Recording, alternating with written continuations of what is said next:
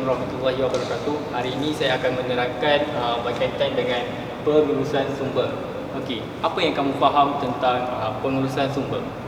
Okey, pengurusan sumber terbahagi kepada dua, iaitu pemeliharaan dan pemeliharaan. Okey, yang pertama iaitu pemeliharaan, iaitu langkah membaiki dan memulihkan sumber yang sudah diterokai.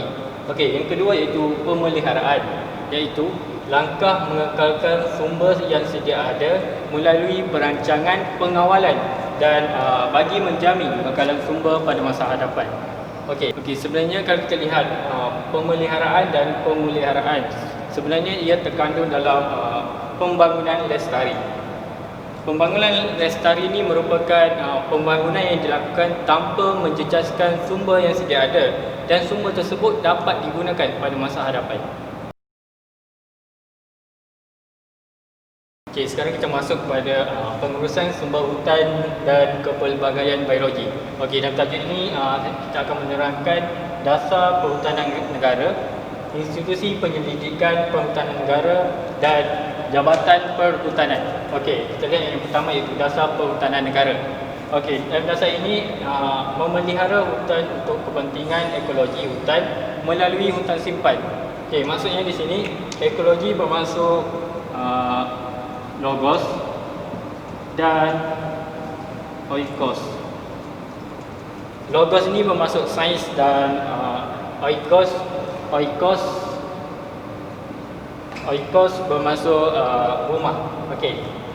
Yang kedua itu institusi penyelidikan perhutanan negara. Dalam institusi ini menjalankan peranan sebagai menjalankan R&D, iaitu penyelidikan dan pembangunan hutan, dan institusi ini akan menyebarkan maklumat hasil penyelidikan bagi meningkatkan pengurusan sumber hutan.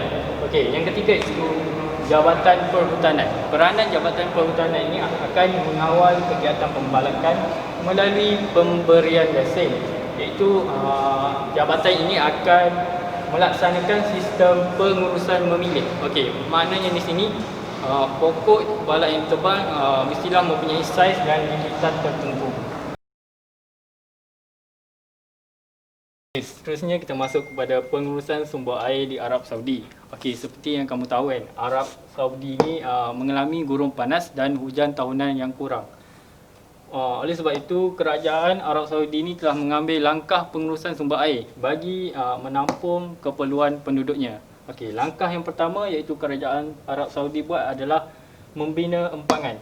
Contohnya seperti empangan Wadi Jizan yang boleh mengairi kawasan seluas 6,500 hektar.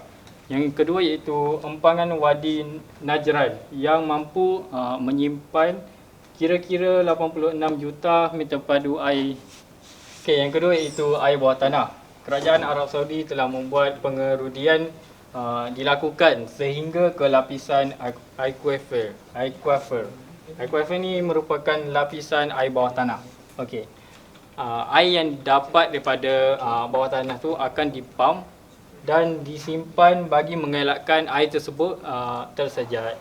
Okey, yang ketiga itu membina loji penyah garaman air laut. Okey, pembinaan loji penyah garaman air laut ini dilakukan kerana di negara Arab Saudi kekurangan air. Oleh itu kerajaan telah menukarkan air laut iaitu air masin kepada air bersih.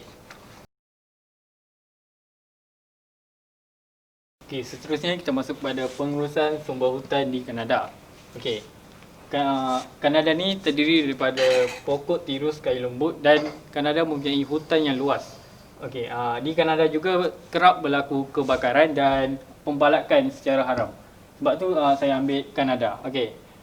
Apa langkah kerajaan Kanada buat? Yang pertama iaitu menguatkuasakan Akta Perhutanan Kanada, iaitu di mana melalui akta ini akan melindungi hutan daripada pembalakan dan kebakaran hutan. Okey, yang kedua iaitu pengawalan ekspor kayu. Pengawalan penggunaan kayu sebagai bahan mentah industri. Seperti yang kamu belajar kan, di Kanada banyak terdiri daripada industri pulpa dan kertas yang menyebabkan permintaan tinggi terhadap kayu. Okey, contohnya di Newfoundland. Okey, yang ketiga itu penubuhan unit pencegah kebakaran. Okey, unit ini akan mencegah berlakunya kebakaran dan melancarkan kempen kesedaran kepada masyarakat supaya pentingnya pengurusan sumber hutan di Kanada. Seterusnya kita masuk pada pengurusan sumber tanah.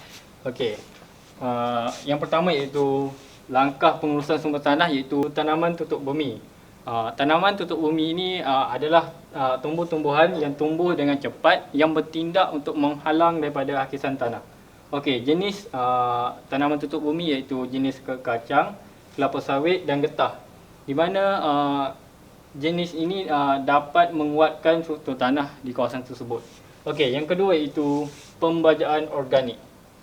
Baja organik ini diperbuat atau yang terdiri daripada bahan-bahan organik seperti najis haiwan, sisa makanan dan sebagainya. Baja organik ini akan meningkatkan kesuburan tanah pada sesuatu tanaman. Yang ketiga itu pertanian rumah kaca. Okey, rumah kaca ni terbuat daripada gelas kaca dan plastik fiber. Di mana pertanian rumah kaca ini akan memerangkap tenaga daripada matahari untuk menghangatkan tumbuhan. Okey, yang keempat iaitu penanaman giliran. Penanaman giliran ni dibuat untuk mendapatkan hasil tuaian yang banyak. Dan tanaman giliran ni penting untuk memastikan tanah mempunyai nutrien yang cukup bagi menghasilkan sesuatu tanaman yang berkualiti. Okey, itu sahaja daripada saya mengenai pengurusan sumber tanah. Seterusnya kamu jangan lupa untuk jawab kuis dan tengok nota.